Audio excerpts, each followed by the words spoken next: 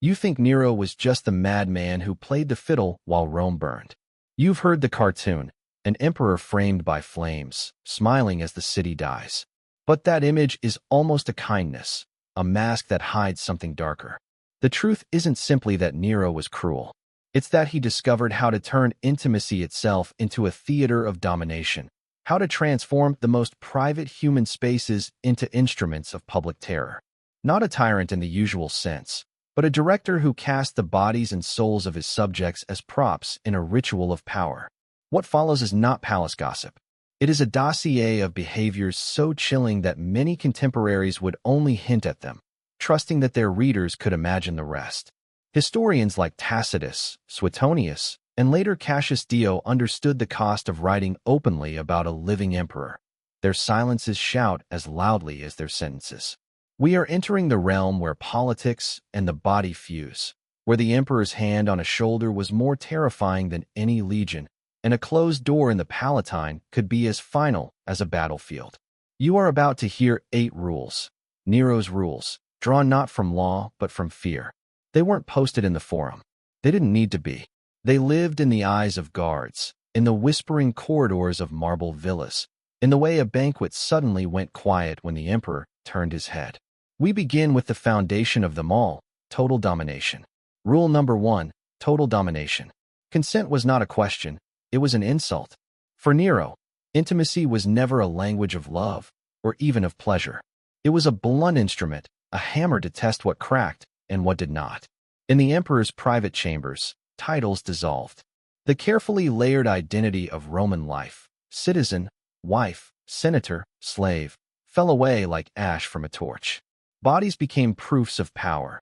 If the emperor could command them, Rome itself was still his. Roman authors describe the moment of crossing the threshold into Nero's private world as a kind of unmaking. The door shut, the silence pressed in, and a human being ceased to be a person in any civic or moral sense. The details are fragmentary, perhaps mercifully so, but the pattern is unmistakable. Resistance wasn't merely overcome, it was studied, broken, understood as a spectacle. There was a particular thrill, sources suggest, when the last line gave way, when a voice that had pleaded went quiet, when pride shrank behind the eyes, when a posture that had been stiff with outrage collapsed into the stillness of someone who understood there would be no help and no witness. That was the moment Nero was after, not the act itself, but the breaking. If modern psychology has a vocabulary for this, sadism, predation, compulsive control, ancient Rome had another, imperium, power that could command armies, money, law, and silence. It's comfortable to imagine these private horrors as the byproducts of a damaged mind, a single man's perversity. But that would be too easy. Nero did not invent the structure that protected him, he inherited it. The emperor was a godling in a city that worshipped victory. His mother, Agrippina the Younger, had taught him early that love could be the sharpest weapon, that attention could bridle a will, that proximity to power requires constant performance. She maneuvered her son onto the throne through calculation and threat. He learned the lesson, then learned to hate the teacher. When he took control, what he practiced in the bedroom was an echo, magnified, distorted, of the politics he had seen since childhood. Make them grateful, make them afraid, make them need you, then break them. He believed that proximity confers power only when one person trembles. Ask permission? That would be to admit equality. Who asks permission of a province? Who woos a river to flow? An emperor takes. And if a senator, a wealthy merchant, a noble wife, even a celebrated youth, if any of them flinched, bruised, or broke under the pressure, then all the better. The breaking proved Rome's order. Nothing above the emperor, nothing that could not be made to bow. This is why so many accounts dwell, not on what was done, but on the ritual of it, the staging, the witnesses, the small humiliations that turned people into objects before anything else began. It is crucial to understand the Rome outside those doors, the Rome that watched and knew. It was a world intensely hierarchical, saturated with public displays of honor and shame. Reputation was a currency as real as coin. A father's dignity lived in a daughter's prudence, a husband's status in his wife's reputation. a senator's gravitas in his ability to command himself before he commanded others. To violate that web in private while keeping it intact in public was a devastating mastery. It meant Nero could walk through the baths or the circus and smile at men who smiled back, because there were no words they could safely speak about what they had seen, what had been done to those they loved, or what they themselves had been compelled to pretend was acceptable. One Roman writer hints that people began to avoid the emperor's gaze in public the way one avoids the eyes of a dog that has learned to bite. Invitations became summonses. Summonses became sentences. Men who had once argued policy with burning eloquence now measured every syllable like men treading a thin crust of ice, sensing the black water beneath. You could choose to be absent once. Then the guards came. In that atmosphere, Nero's rule of total domination didn't have to be codified. It moved like a rumor you couldn't outrun. There were families who drilled their children on silence as if it were a family trait. If asked, you did not know. If summoned, you did not cry. If chosen, you did not resist, because resistance left marks and marks led to questions and questions led to graves. To survive was to become smooth, unreadable, invisible. The empire learned a terrible skill. It learned how to watch the emperor watch others, and how to avert its eyes just enough to endure. There's a reason the ancient sources place such emphasis on thresholds and audiences. In Roman law, the house was a fortress, its threshold sacred. To step over that line carried meaning, whether into a temple, into a friend's dining room, or into the imperial palace. Nero used that symbolism like a knife. In his hands, the crossing wasn't an invitation, it was a stripping. The moment the door closed, you were no longer within the walls of your family and ancestors. You were in the emperor's body politic. Your fear, your shame, your forced obedience would become part of the machinery that kept him enthroned. This is why the accounts linger on ritual. The controlled lighting, the attendants who never spoke, the calculated pauses, the insistence that the victim participate in their own defeat by answering questions, by agreeing with small lies, by being made to smile at some cruelty as if it were a joke. He wanted witnesses not only to what he did, but to what people became when he did it. He collected broken wills like other men collected bronzes. Rule number 2, the emperor's right to the first night. Say the words aloud and you can feel a city recoil. A wedding in Rome was supposed to be a fortress of ritual. The hair of the bride parted with a spear to recall old victories, the flame-colored veil drawn like dawn across her brow, the procession through lamplight while neighbors tossed nuts and shouted blessings. The bed itself was an altar to continuity. Families traded vows and dowries not only to bind two people, but to knot two lineages into a rope strong enough to pull them through the future. That first night was guarded by every superstition in the city. And yet, the rumor moved faster than ceremony. If the palace door opened, none of that mattered. It rarely began with soldiers smashing gates. Sometimes it began with the smallest imperials, a word delivered in daylight, a compliment at a banquet, a glance that made the groom's stomach cold. Other times it began with the geometry of absence, an empty chair at dinner, a missing guard in the atrium, a silence in the alley that made the torches sound louder. However it arrived, the message was the same. The emperor was curious. The emperor had heard about this bride's beauty, this family's loyalty, this house's famous modesty. Curiosity in a private citizen can be charming. Curiosity in an emperor is command. So picture the doorway. The festival lanterns are still smoking. The musicians have just fallen asleep in a corner. The bride, still smelling of saffron and fresh oil, hears the clatter of greaves on tile. An officer speaks to the groom as if he were being invited to watch a chariot race, genial and brisk. The bride is wanted at the palace for a brief blessing, a phrase so polished by repetition it sounds almost ceremonial. Servants suddenly find somewhere else to look. The mother gathers her daughter's hands and says nothing at all, because there are no words that can lift a weight like this. And then the procession reverses itself. Not a joyful parade through neighbors' cheers, but a narrow file down dark streets where the only witnesses are statues and the moon. The cruelty is not only in the seizure, it is in the architecture around it. Nero wanted the husbands to hear. He wanted them waiting on benches in the antechamber while the attendants drifted past with that mechanical, careful quiet that means we are practiced in this. He wanted the grooms to study patterns in the mosaic and try not to breathe too loudly. He wanted the new wives, when they returned, to be messengers of their own unmaking, compelled to recount what the emperor had said, required to describe what the emperor preferred, turned into heralds of their husband's powerlessness. Even when he didn't order the telling, the silence told enough. Some families tried evasions that would sound like fables if they weren't so tragic.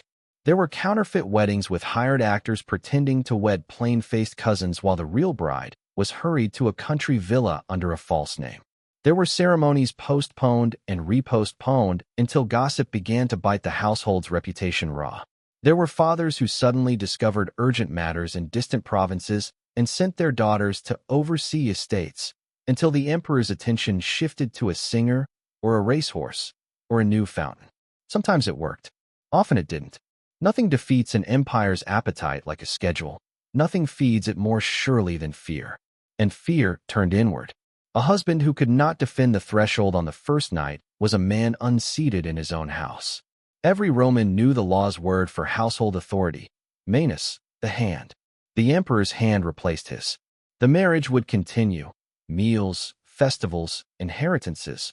But beneath all that choreography lay a first principle.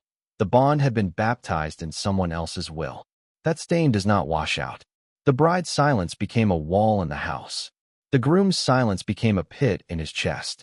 Years later, children might ask why their mother looked away when the emperor's name was spoken, why their father's voice thinned when a courier knocked. The answer was the first night. No historian needs to embellish the psychology.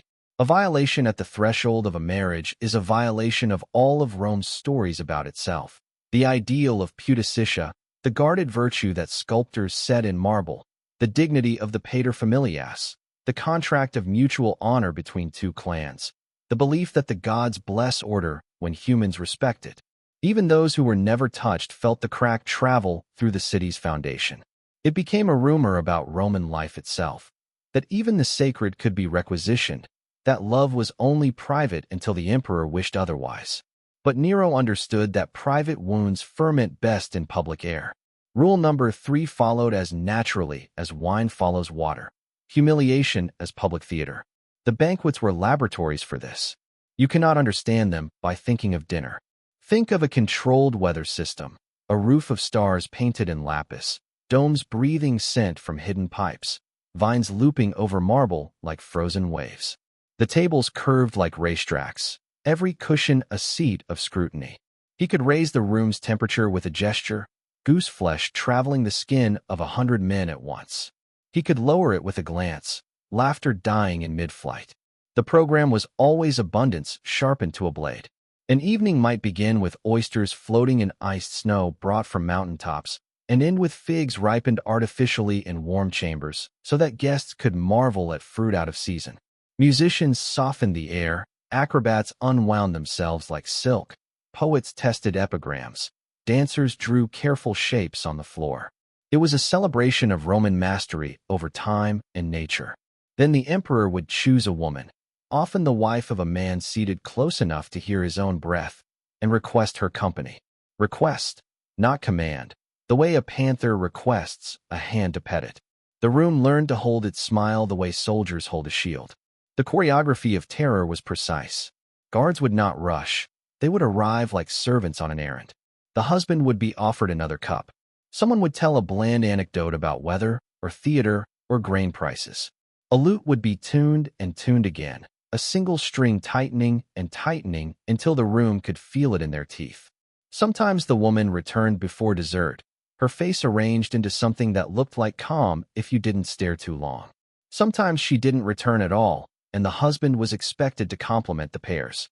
Witnesses speak of men who rehearsed their composure before such feasts, standing in front of mirrors to learn how to laugh without clenching their jaw, how to keep the eye clear and the hand still. Others refused the invitations and discovered that the empire has a way of making absences present. Poison is an exaggeration for many cases, but not for all. The quieter punishments were worse. A contract withdrawn, a cousin's legal case suddenly dismissed, a son's appointment evaporated. In Rome, to be economically strangled was to be socially erased. Death by banquet could take a decade. Nero collected reactions the way a creditor collects debts. A flinch was a signature. A sob was collateral. A man who begged quietly in a corridor for mercy before returning to the table with a bright story about wine. That man would do anything when the emperor's steward came around next month asking for support on some petty law or some grand execution. This was not hedonism, it was account keeping. If the empire is to be a net that never tears, you need strong knots. Humiliation makes excellent knots. And it was theater in the most literal Roman sense, too. The emperor loved a stage. He understood that spectators become accomplices. He understood that men who have watched another man's wife taken will not easily rise in righteous fury. It would require admitting what they saw, admitting what their own faces did, admitting the way their hands trembled around their cups. Better to praise the entertainment and leave early. Better to pretend the laughter was real. Better to go home and explain to a terrified household that everything was fine and that the emperor had, in fact, been most gracious. Whole neighborhoods became choreographers of the lie. Around this, the city's moral vocabulary began to warp. Pudicitia, once a marble goddess, learned to keep her eyes down. Pudor, shame, no longer protected the vulnerable, it gagged them.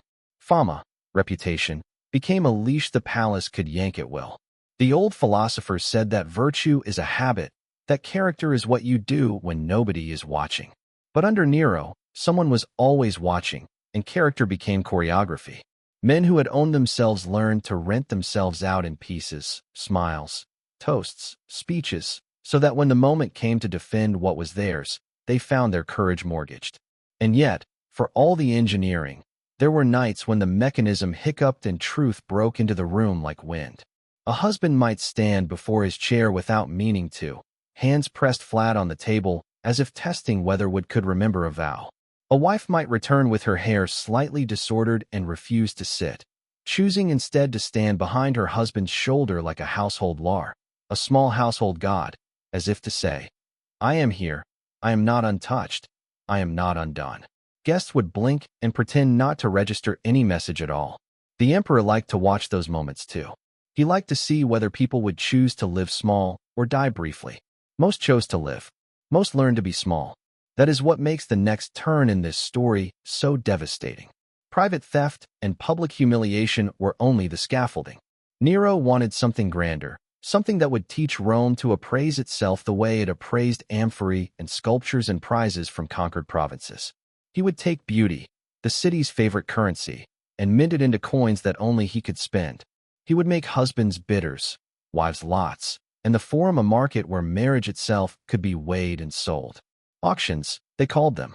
But they were sacraments of ownership, and the hammer that fell was heavier than wood. Before we walk into that market, remember what you have already seen. A bride stripped of her first night so that a husband can learn helplessness. A banquet tuned to the pitch of terror so that a city can learn to clap.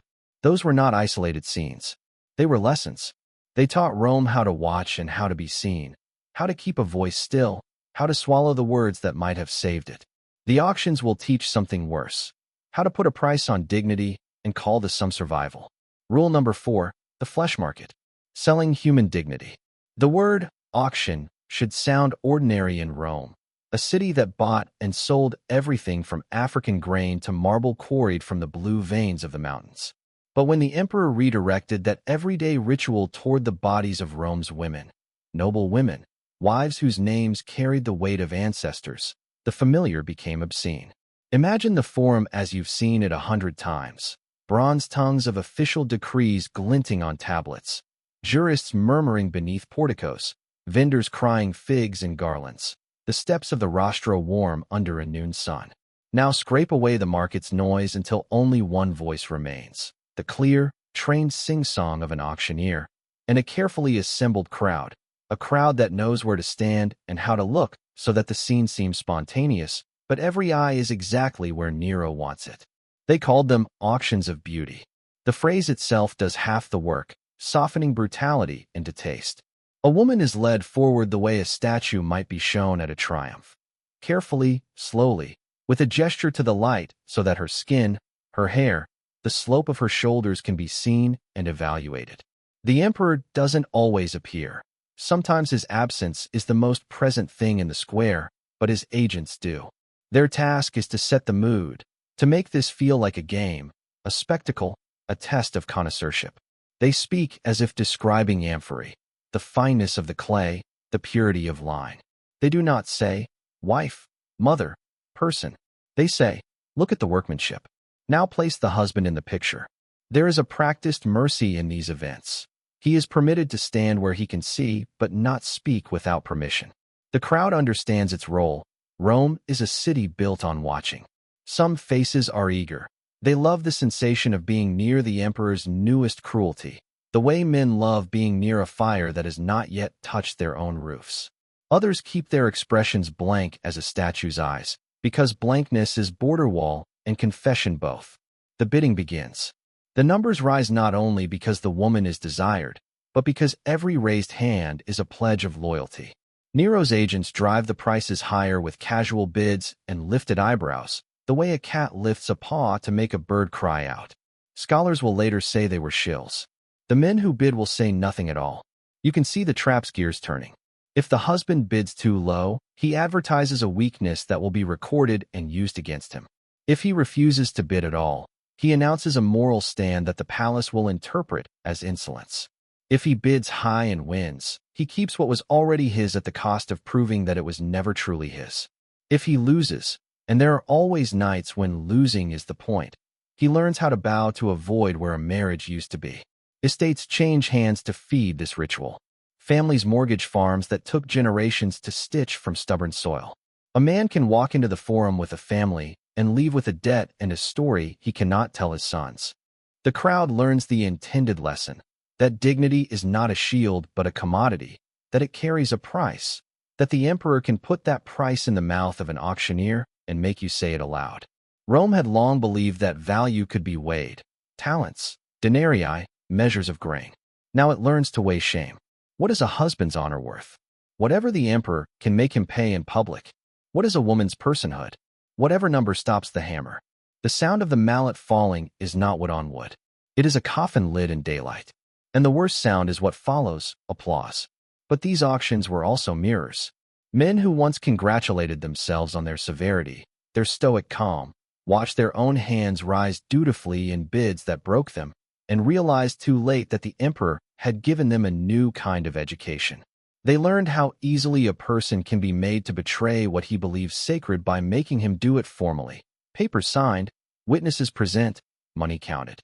Nero didn't need to confiscate souls by force if he could teach Rome to notarize its surrender. When the last price is shouted and the woman is led away or back, when the crowd disperses into smaller whirlpools of gossip, a residue clings to the stone. Markets remember. The steps of the basilica remember. The air remembers. Rome adds a new category to its everyday arithmetic, accounts payable to fear. And the emperor? He has made marriage fungible. From here, it is a short step to making marriage ridiculous. Rule number 5, the emperor bride, mocking sacred traditions. This is a different kind of desecration. Not theft, not sale, but parody. Rome did not regard marriage as a mere contract.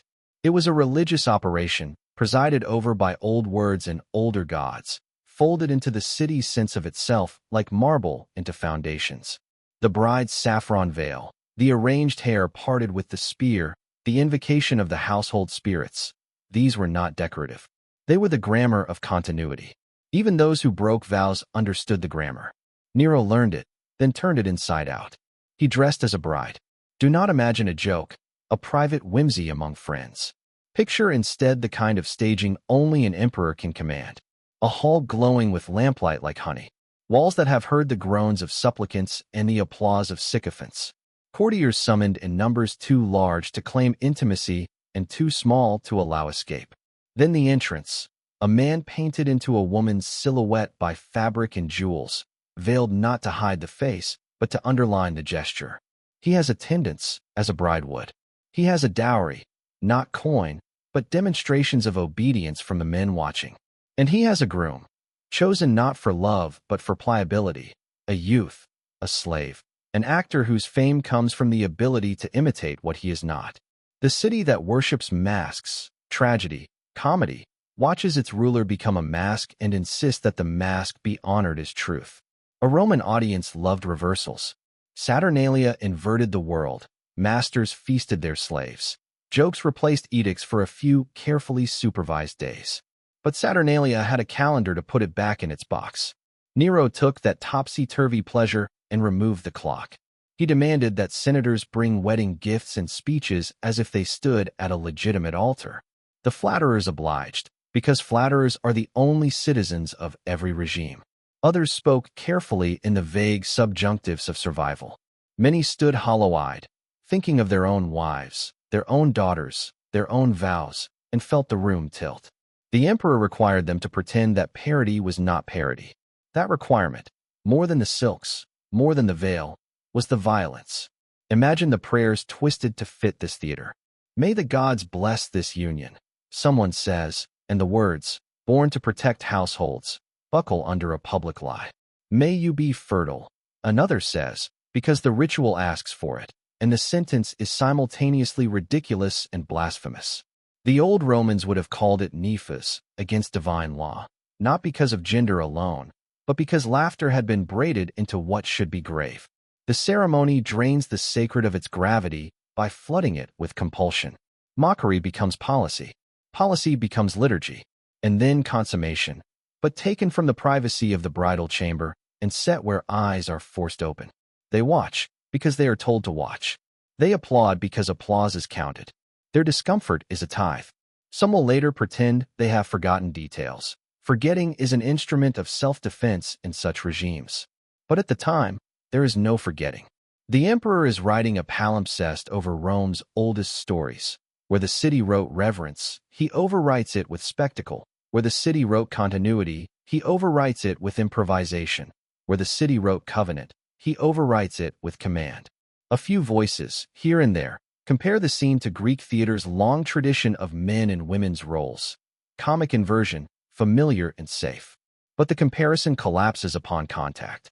On the stage, the mask is a signpost. Everyone knows it points toward fiction, toward the truths that fiction can tell. In Nero's hall, the mask is an edict. It demands belief, and that demand is the point. Theater asks for willing suspension of disbelief. The emperor requires unwilling participation in debasement. That is the difference between art and tyranny. One invites, the other compels. Rome, for its part, learned to perform piety on command while feeling the cold breath of impiety in its lungs. Priests who ought to have protested calculated the weight of silence and found it lighter than the weight of opposing the man who controlled the treasury, the courts, the praetorians, and the narrative everyone had to repeat to live. If the gods were offended, let the gods show it. Meanwhile, the city would smile and eat and send gifts because the invitation said, attendance expected, and expectation in such times is the heaviest word in the language. What did these mock weddings accomplish beyond shocking the moralists? They taught Rome that nothing stood outside the emperor's orchestration. Not sex, not religion, not the boundaries that made men and women feel anchored to a cosmic order. If he could take the most intimate covenant and convert it into theater, he could take anything. The auctions had priced dignity. The weddings derided the sacred. What remained? Pain. Pain, which even the bravest find hard to sell or laugh at. Pain, which strips the performer out of performance and insists on itself. You can feel the story tightening as if a bowstring were being drawn. We have moved from the threshold of private rooms to the measured cruelty of public squares, to the sacred desecrated under lamps and laurels. Nero has taught Rome to spend its shame, to mimic its own liturgy, to watch and not look away. Now he enters the last circles, where laughter cannot live. There, the emperor's appetite finds its purest food. There, tenderness becomes the stage for bruises. There, a man discovers how to make fear itself a ritual, slow, patient, precise, until the body, which once stood as a citizen's last frontier, becomes the emperor's canvas for a signature no one can misunderstand. We are going to walk into those rooms. We are going to see the way the attendants step aside with choreographed indifference. The way physicians are summoned after as if wounds were appointments. The way a husband's name is never spoken again in the palace corridor, as if names carry contagion. We are going to follow the line that begins with domination and curves toward killing, not as a tantrum, but as a craft. The rule will read like an oxymoron. Passion meets murder. But in Nero's hands the words fit neatly, like interlocking teeth. Before we open that door, remember the markets and the veils. Remember the hammers fall in the forum, a joke told too loudly to hide the tremor in the teller's voice, the husband counting out coins with fingers that wouldn't feel steady again for a year. Remember the emperor in saffron, an uproar arranged into compliance, 100 men swallowing the word sacrilege, like a fishbone, because it will not go down and cannot come up. These were not scattered storms. They were the weather. They taught Rome to recognize the emperor's preferences as fate. Now the lamps are being lit in a narrower room. The music recedes until it sounds like a memory in another house. The attendants fix their eyes on the middle distance. Their pupils have learned how not to record. The emperor is in a patient mood tonight. He prefers the slow turn of the screw to the sudden break. He has all the time in the world. Time in an emperor's hand is the most efficient weapon in Rome. He is ready to prove that flesh and fear can be blended into a draft strong enough to make a city forget it was ever brave. This is where the singing ends. This is where the shouting ends. This is where breath becomes a metronome and bruises keep the beat. Step across the threshold. Listen to the hinges' small iron cry. The emperor will teach the next rule with the calm of a man who believes the gods take notes. Rule number 6, where passion met murder. The euphemism belongs to Rome, which preferred to clothe its wounds in language. But there was nothing soft about what happened behind the doors that attendants closed with 2 fingers and never looked back upon. Nero's appetite braided pleasure to pain until the two were indistinguishable, until bruises became punctuation and breath itself a countdown. The sources name what they dare. Poppaea Sabina, his second wife, struck and struck again, the unborn child in her body taking the first lesson of imperial love as a heel's impact. Not in a courtroom fury, not in a street's accident, but in the space where tenderness is supposed to live. And Octavia, the first wife, humiliated publicly, banished under pretext, and in the end executed with a ritual cruelty that made the law a costume. If these women, shielded by rank and watched by Rome, could be broken, what of those without names to anchor them? The pattern is described in fragments, like a fresco damaged by smoke. The emperor favored a slow escalation, beginning with efforts that could be mistaken for play if you did not listen closely. Then a tightening, fingers, voice, tempo, until the room grew smaller and the person opposite him became a specimen for experiment. He wanted to feel the precise instant control eclipsed consent, the hinge where a person ceased to be a partner and became a canvas. Physicians were summoned afterwards, not as healers, but as curators. They learned to set bones quietly. They learned the polite distances between their faces and their thoughts. Wounds were catalogued, salves applied, silence expected. Even pain was inventory in the emperor's house. This is the clarity that horror grants. Pain strips away pretense. At a banquet, you might laugh and call your terror wit. In a market, you might count coins and call your degradation prudence. In a mock wedding, you might applaud and call your complicity piety. In a small room where hurt is administered with deliberation, there is nothing to call it but what it is. Some tried to imagine themselves elsewhere, as soldiers do under the lash. Some counted ceiling tiles. Some fixed their eyes on a flaw in the plaster and tried to climb into it. The emperor watched all of these strategies as a gardener watches weather. He was patient. He was methodical. And patience married to power accomplishes more than fury ever could. It is here that modern readers search for diagnosis, for a name that will place Nero among the case studies. Sadistic personality, paraphilic disorder, psychopathy with narcissistic features. Rome had its own names, older and simpler. Credelitas, delight in cruelty. Luxuria, a luxury so swollen it cannot distinguish between silk and skin. Superbia, pride that thinks itself immune to gods and laws. Whatever the label, the utility remains. Violence was not an accident of passion, it was a device. Each gasp, each bruise, each wince was a line in a ledger. Proof to the emperor that his will was not merely obeyed, but engraved into the nerves of those who approached him. The empire was administered not only by prefects and precones, but by the memory of pain. Rule number 7, the forced audience. If pain makes a person honest, spectacle makes a city obedient. Nero demanded witnesses, not for protection, not for myth-making, but to extend the perimeter of fear. Senators arrived expecting policy and found a theater without dialogue. They learned to stand in the corner and become furniture. The emperor required eyes. He required attention. He required that the men who might one day sign decrees against him first sign, with their silence, an acknowledgement of his dominion over the last private frontier.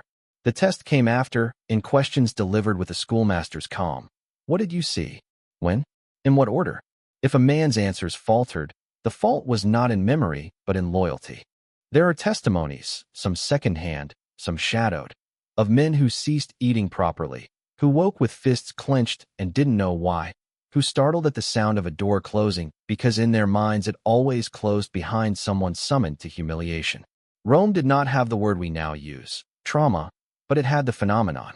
A nervous disorder might be blamed on bad air or bile.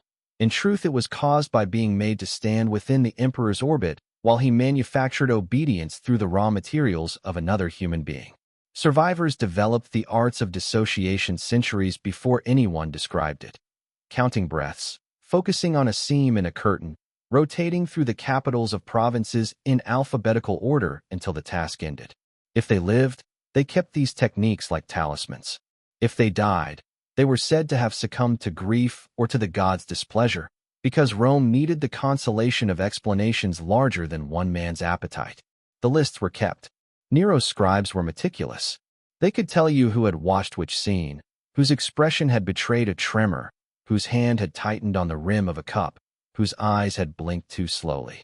This was not voyeurism alone. It was surveillance with a ledger.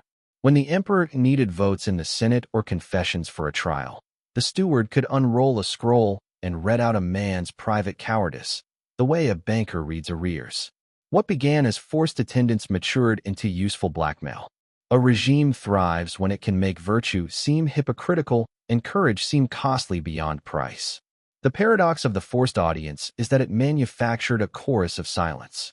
Men who most wanted to speak could not, because to speak required saying what they had seen, and to say what they had seen required admitting to having stood and watched. In this way, the emperor made accomplices of witnesses and wardens of bystanders. No law is so strong as the shame it leverages. In the end, the assembly that might have condemned Nero for indecency was paralyzed by its own reflection. Rule number 8. Death as the ultimate intimacy. It is tempting to dramatize this as an escalation, as if the emperor graduated from humiliation to injury to killing because he required larger and larger drafts of fear to feel sated.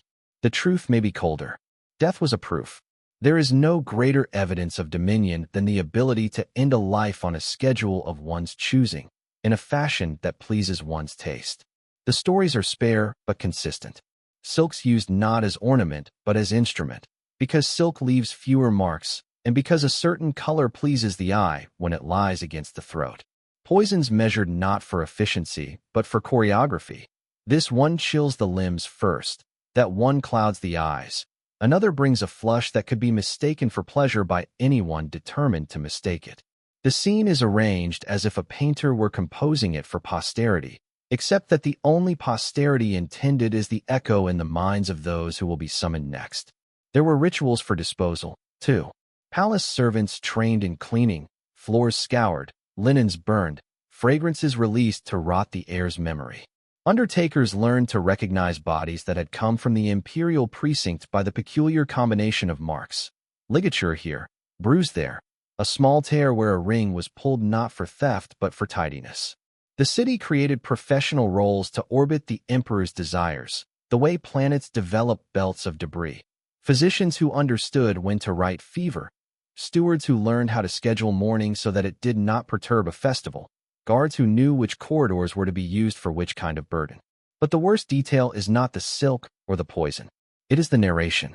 Several accounts insist that Nero liked to speak softly as the end approached, explaining to the victim what was happening, what would happen next, what the body would feel, how quickly or slowly the horizon would darken, as if to guide them like a priest through a ritual. Some heard this as mercy. It was not. It was possession of the last remaining territory, the victim's knowledge of their own dying. To own the narrative of a person's last breath is to write the final line of their story in your own script. Tyrants everywhere learn this trick and call it civilization.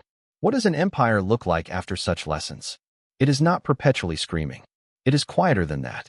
Households adjust their lighting. Families teach their children forms of courtesy that double as survival techniques. Jokes develop rules about when they can be told and where. The city learns to distribute its terror across the day like rations. People become precise about small things because large things are ungovernable. A woman lifts a cup with 2 fingers instead of 3. A man chooses a shorter route to the forum because shadows gather differently along the longer one. A nation becomes choreography. And yet, the Roman world was too large to be held forever by one man's appetite. The provinces muttered. The legions in the west began to weigh their pay against the stories drifting down the roads from Italy. Singers and charioteers preferred in the palace to soldiers and magistrates. The treasury's coins passing like water through a sieve of lavish games and new constructions. The emperor's voice raised on stage while fires and famines made their own kind of music. The same power that let Nero turn bedrooms into courts and banquets into trials could not make grain grow or borders hold. Absolute power can terrify, but it cannot feed. In the end, it was not a senator's moral speech that toppled him, nor a husband's revenge, nor a goddess's thunderbolt. It was the mathematics of armies and allegiance, the old Roman calculus resurfacing like a map beneath fresh paint. When he fled and died, he carried with him the memory of rooms where he had believed himself a god, and a city exhaled so slowly you could mistake it for wind. But exhalations do not erase. Rome kept what it had learned, that an emperor can reach into the deepest human places and make them public, that shame is a chain that needs no locksmith, that silence can be taught as a mother tongue. Generations later, when people spoke his name, they did not need footnotes. Nero was a genre. So, there you have it, the 8 rules, not carved on marble, but etched into nerves. Total domination, the first night stolen, humiliation curated for crowds, auctions that priced the soul, mock weddings that laughed at the gods, passion calibrated to injury, witnesses drafted into complicity, and death rendered as a final signature. Together, they form not a list but a system, a machine that turned people into proof. We can tell ourselves that such devices belong to antiquity, to palaces with painted ceilings and emperors who wore laurel crowns. But this is history's coldest gift, recognition. Wherever power seeks to own not just actions, but selves, wherever private spaces are converted into theaters for authority, wherever witnesses are made into accomplices and speech is domesticated into survival, there Nero's rules breathe. We end where we began, with the image everyone knows, an emperor who performs while the city burns. Whether or not he held an instrument, the point is not the melody. The point is that performance became government, that spectacle became law, that intimacy became policy.